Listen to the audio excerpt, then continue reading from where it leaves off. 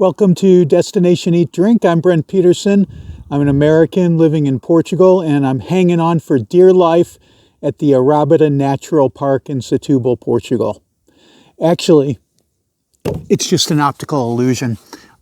This is a photography point at the top of the Arrabida Park, and this is really cool because it looks like you're just overhanging this giant cliff. The Arrabida Nature Park is a huge open area of space here on the Setubal Peninsula. And this is where a lot of folks from Lisbon come on their weekend trips just to get away from the city, because this has some of the most beautiful beaches in all of Portugal. And a lot of motorcycles. If you come on the weekend, motorcycle clubs love coming through here, riding their motorcycles. We're here on a weekday, so it's a little bit less busy. But if you come on the weekend or in the high season of the summer, a lot of times there'll be a line of people to come and take this very famous picture.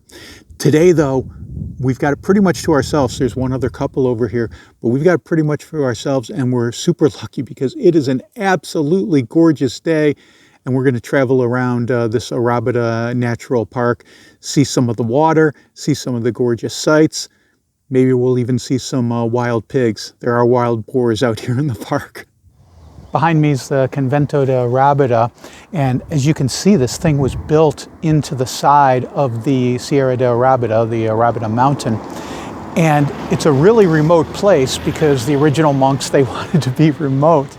But it's not the oldest chapel in this area. This is about 500 years old, what you see behind me. This was built in the area of an original hermitage, which was at least 2-3 centuries before that. And then several other chapels were built in the mountainside. And this was a convent for Franciscan monks, and they were known for their austerity. You get to take a tour here, and it's amazing how little there is in that convento, mainly because a lot of it was stripped out. When the convents were abolished in the 19th century, looters came and they took a lot of the tiles and a lot of the antiquities, artwork and stuff out of here. But there is some stuff left. Also, it's very austere because the Franciscans themselves were very austere. There's one room, you look at their rooms that they slept in, and they're tiny. You know, they make a jail cell look extravagant, and they slept on a mat of cork. And they took a vow of silence. Once you went inside the grounds, no speaking, no talking. They communicated through a mallet that they hammered onto a piece of cork. So it's quite extraordinary. If you want to see this, if you want to go on a tour, you can, but it's not open just in general. You have to email, and I'll put a link in the show description where you can find out how to email. But be persistent with your emails. First few that I sent did not get answered. Finally, it got answered, and we got a tour of this place. It was like €8 per person, but it's worth it. The views up here are spectacular. You can see down to the water, and you can see the Arrábida mountain, and it is really, really breathtaking. Gotta wonder how these guys built this 500 years ago. It's extraordinary. This is the 7th Coast Battery, an abandoned military outpost in Arrábida. And this is one of the many batteries that were built along the coast to defend Portugal during the fascist times, because like any good dictator, Salazar was paranoid. But in 1974, the fascist regime was overthrown with the Carnation Revolution, bringing in democracy for the last 50 years to Portugal. And this place was abandoned, although they did leave the artillery guns, which are, you know, impressive, but now they've been decorated with graffiti and painted pink, which is kind of emasculated them, which I like. This place, you know, has been sitting abandoned for years and years, and there's always rumors in Setubal that they're going to turn it into a hotel, but in the 2.5 years that we've been here, I haven't seen any progress towards a hotel, and I haven't heard any real talk of a hotel other than just rumors swirling around. So we'll see what happens, but you can come in here and you can wander around. It's mostly crumbling and been tagged with graffiti, but you get these spectacular views. Behind me is the Sado River, and you can see the sandbars here over to Troya. It's spectacular, and just makes me think that if they did actually build a hotel here, even though I live in this town, I would come and stay for the views alone. It's great. Next stop, Portinho, but not without a little roadblock. We were driving the car and saw these guys. Turns out they're doing a little construction on the road. The road is closed, so you can either hike down, it's about 1.5 miles down, or you can take a tuk-tuk. I think they charge you €3.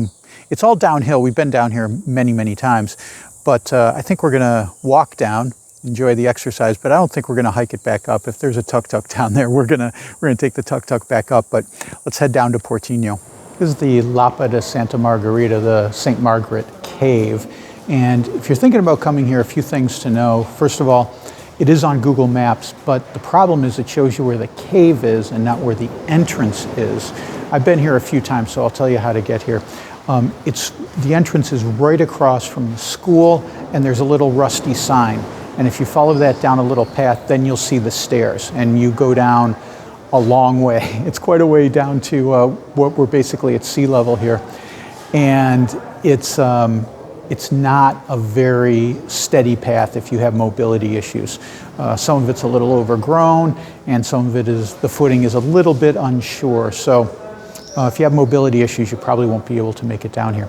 Anyway, this is called the Lapida Santa Margarita because of the shrine that's behind me to Saint Margaret, built apparently in the 17th century. And I have to imagine that they brought these stones and this building material from the sea, because there's no way it came down that hill. It would have been impossible logistically. But you know, at low tide, you can bring a boat up here maybe and bring in some of these stones and some of these artifacts and create this little chapel, this little shrine.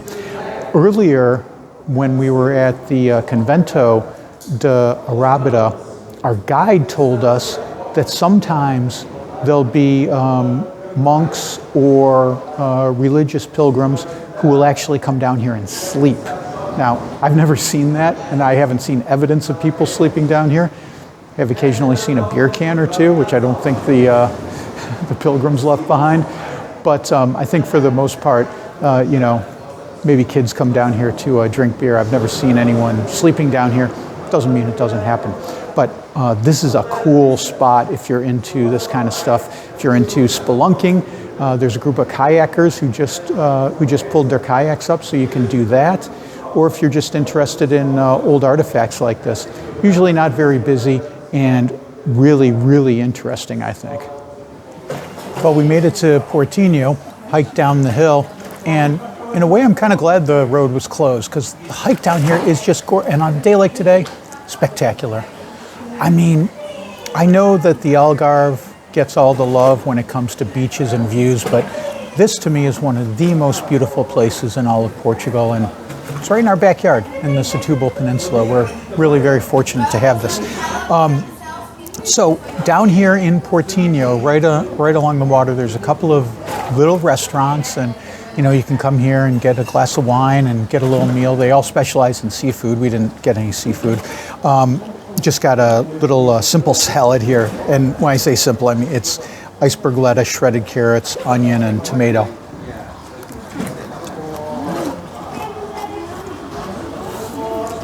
But it's fresh and it's tasty. Or I should tell you, this place is called Galeão. And I really like their olives here.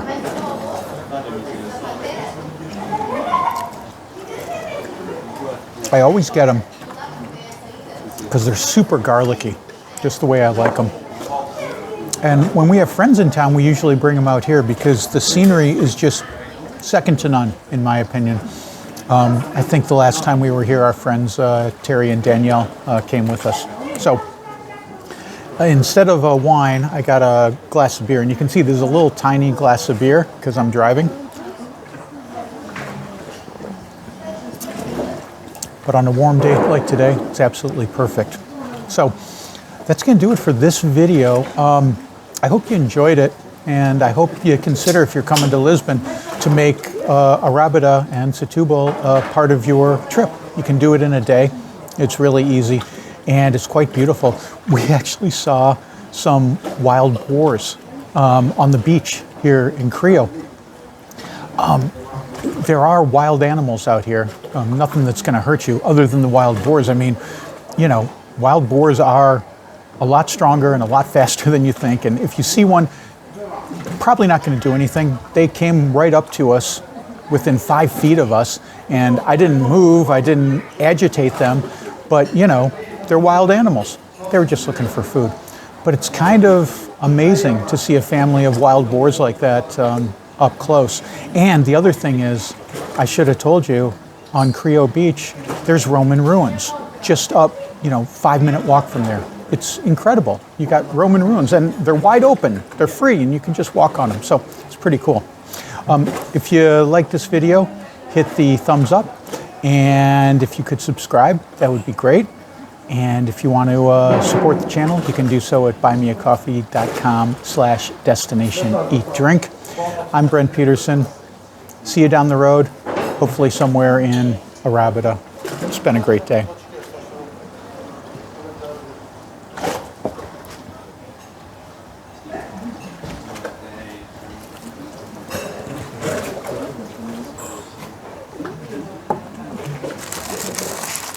This is the house. Is that there?